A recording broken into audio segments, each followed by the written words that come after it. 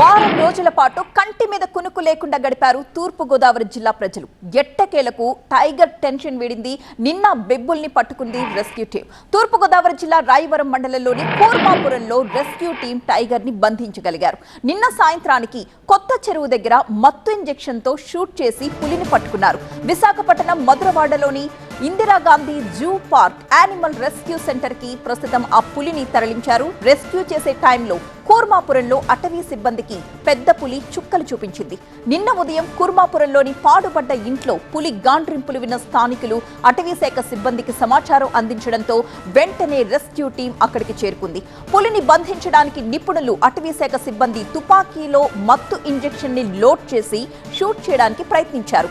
అదే సమయంలో బెదిరిపోయి పాడుపడ్డ ఇంటి నుంచి సమీపంలో ఉన్న పొలాల్లోకి ఆ పులి పరుగులు పెట్టింది.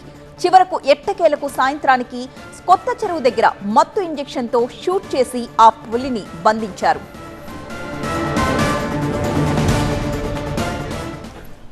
మొత్తానికి తూర్పు గోదావరి జిల్లాకైతే ఆ టైగర్ టెన్షన్ వీడిపోయింది. కూర్మాపురంలో బెబ్బుల్ని బంధించిన రెస్క్యూ టీం కొత్త చెరువు దగ్గర పులికి మత్తు ఇంజెక్షన్ ఇచ్చి అది మత్తులోకి జారుకోగానే టైగర్ ని బంధించారు సిబ్బంది. విశాఖ యానిమల్ రెస్క్యూ సెంటర్ కి ప్రస్తుతం దాన్ని తరలించారు. అయితే 45 రోజుల పాటు టైగర్ ని క్వారంటైన్ లో ఉంచబోతున్నారు. క్వారంటైన్ లో బెబ్బులి కోసం ఒక ప్రత్యేక డైట్ ని కూడా రూపొందించారు. మనుషులతో ఏమాత్రం కనెక్షన్ లేకుండా జాగ్రత్తలు తీసుకుంటున్నారు. అది ఒత్తిడి నుంచి బయటకు వచ్చే వరకు కూడా 45 రోజుల పాటు క్వారంటైన్ లో ఉంచి ఒక ప్రత్యేకమైన డైట్ ని మాత్రమే దానికి ఇచ్చే విధంగా చర్యలు చేపట్టబోతున్నారు.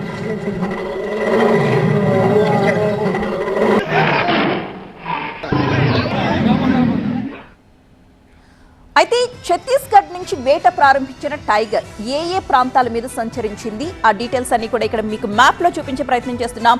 మొదట ఛత్తీస్గఢ్ నుంచి ప్రారంభమైన బెబ్బులి పాల్వంచ, ఏలూరు, చినకొండెపూడి, అక్కడ నుంచి రాజానగరం, ఆ తర్వాత ఎర్రంపాలెం మీదుగా కూర్మాపురం వరకు చేరుకుంది. ఇక్కడే బెబ్బుల్ని రెస్క్యూ టీం బంధించడం జరిగింది, మత్తు ఇంజెక్షన్ ఇచ్చి. అయితే ఈ సుదీర్ఘ ప్రయాణంలో రోజుకి 10 నుంచి 15 కిలోమీటర్ల వరకు ఆ పులి సంచరించింది. మధ్యలో ఈ ఎర్రంపాలెం, కూర్మాపురం, రాజానగరం ఈ 3 ప్లేసెస్ లో కొన్ని ఆవుల్ని, దూడల్ని తినేసినట్లుగా మనకి తెలుస్తోందన్నమాట. ప్రస్తుతం బెబ్బుల్ని పట్టుకోవడంతో స్థానిక ప్రజలందరూ కూడా భయాల నుంచి బయటకు వచ్చారు. ఎందుకంటే గత వారం రోజులుగా పులి నుంచి ఒకటే టెన్షన్, అది ఎవరిని బలి తీసుకుంటుందో అన్న భయంతో ఇళ్ల నుంచి బయటకు రాలేని పరిస్థితి, ఏ ప్రాంతం నుంచి ఏ ప్రాంతానికి వస్తుందన్న భయంతో ఆ చుట్టుపక్కల ప్రాంతాల వారు కూడా బయటకు రాలేని పరిస్థితి అన్నమాట. అక్కడ మనం చూస్తున్నాం, ఒకసారి ఆ పులిని పట్టుకున్నప్పటి దృశ్యాలు. పాడుబడ్డ ఇంట్లో నుంచి పులి అక్కడ అలజడి విని భయంతో పొలాల్లోకి పరుగులు పెట్టింది. ఆ పొలాల్లోకి పరుగులు పెడుతున్న సమయంలోనే మత్తు ఇంజెక్షన్తో దాన్ని అక్కడ బంధించడం జరిగింది. ప్రస్తుతం జూకి తరలించారు. తూర్పుగోదావరి జిల్లాలోకి ఎంటర్ అయిన తరువాత దాని ప్రయాణాన్ని మనం ఒకసారి చూస్తే రోజుకొక ఊరు తిరుగుతూ వెళ్ళింది పెద్ద పులి. టైగర్ ప్రయాణించే క్రమంలో జిల్లాలోని రఘునాథపురం, రాజానగరంలో, ఎర్రపాలెంలో ఆవులు, దూడల్ని చంపేసింది. పులిని బంధించడానికి మొత్తం 6 రోజుల పాటు శ్రమించారు అటవీ శాఖ అధికారులు. పూణే, ఢిల్లీ, హైదరాబాద్ నుంచి రెస్క్యూ టీమ్స్ వచ్చాయి. పులి జాడ గుర్తించడానికి ఎక్కడికక్కడ ట్రాక్ కెమెరాస్ ఏర్పాటు చేశారు. థర్మల్ డ్రోన్లు వినియోగించారు. ఆధునిక పరికరాలు ఉపయోగించారు. చివరికి టైగర్ బంధించడంతో తూర్పు గోదావరి జిల్లా వాసులు ఊపిరి పీల్చుకున్నారు. అంటే మనం ఆల్రెడీ ట్రాంకులైజ్ చేసి పట్టుకుంటానికి కూడా పర్మిషన్ ఇవ్వడం జరిగింది. పూనా నుంచి టీం వస్తుంది. ఇక్కడ కూడా మా అన్ని టీమ్స్ రెడీగా ఉన్నాయండి. 12 టీమ్స్ ఉన్నాయి. తొడబార్ నుంచి వచ్చేసి మధ్యలో ఛత్తీస్గఢ్ పాయింట్స్ కూడా టచ్ చేసుకుంటా మన తెలంగాణ మీదుగా పాల్వంచ ఇటు నుంచి మన దగ్గరికి వచ్చిందనమాట. ఏలూరు డివిజన్లో కూడా వచ్చింది. తర్వాత ఇటు వచ్చింది. రోజుకు 15-20 కిలోమీటర్లో ప్రయాణిస్తుంది అనమాట. అది 3.5 సంవత్సరాలండి, మేల్ టైగర్. సో అందుకని అన్ని రకాల అది అంతా గుర్తించడం జరిగింది. సో ప్రెజెంట్ కి వస్తే బంధించిన పెద్ద పులిని యానిమల్ రెస్క్యూ సెంటర్ కి అయితే తీసుకొచ్చేసారు. 45 డేస్ పాటు క్వారంటైన్లోనే ఆ పులి ఉంటుంది. ఈ సమయంలో పెద్ద పులిని ఎలా ట్రీట్ చేస్తారు, దానికి ఎలాంటి డైట్ ఇస్తారు, వీటికి సంబంధించిన కంప్లీట్ డీటెయిల్స్ అందించడానికి మా సీనియర్ కరెస్పాండెంట్ ఖాజా సిద్ధంగా ఉన్నారు. పోలీసులు కూర్మాపురంలో అటవీ శాఖ బంధించిన పెద్ద పులి విశాఖ జరుగుతుంది. విశాఖ ఏఆర్సీ సెంటర్లో ప్రస్తుతం లోపలికి ప్రత్యేక వాహనాల ద్వారా దాదాపుగా 7 గంటల ప్రయాణించి ఈ పెద్ద పులిని తీసుకొచ్చారు.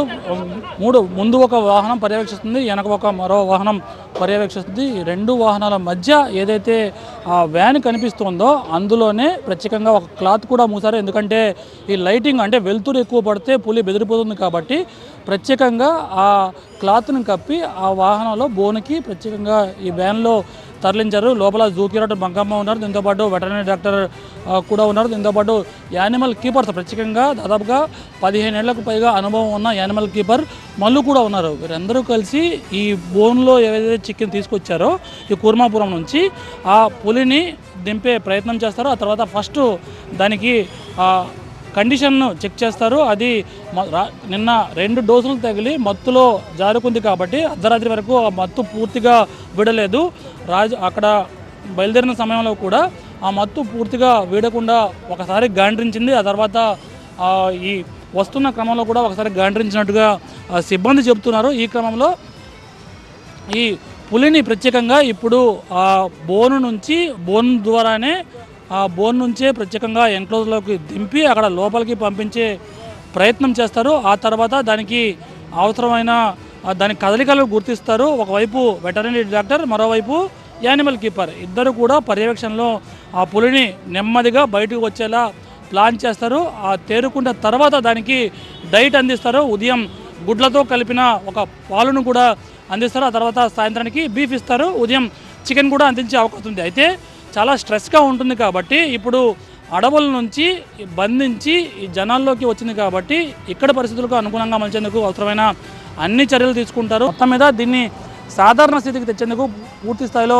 అనుకూలమైన పరిస్థితులు ఇక్కడ ఏఆర్సీ సెంటర్లో పెట్టారు. దాదాపుగా ఇక్కడ 15కు పైగా పులులు సంరక్షించబడేవి. అయితే ఇప్పుడు ప్రస్తుతానికి ఈ పులి తీసుకొచ్చిన తర్వాత దీన్ని ప్రత్యేకంగా ఏఆర్సీ సెంటర్లో పెట్టారు. అత్యంత నిపుణులైన అనుభవులైన శిక్షకులైన ఈ యానిమల్ కీపర్ పర్యవేక్షణలో ఈ పెద్ద పులిని ఎప్పటికప్పుడు పెట్టి పర్యవేక్షిస్తూ ఉన్న అధికారులు చెప్తున్నారు. కెమెరా పర్సన్ భాస్కర్తో కాజా టీవీ 9 విశాఖపట్నం.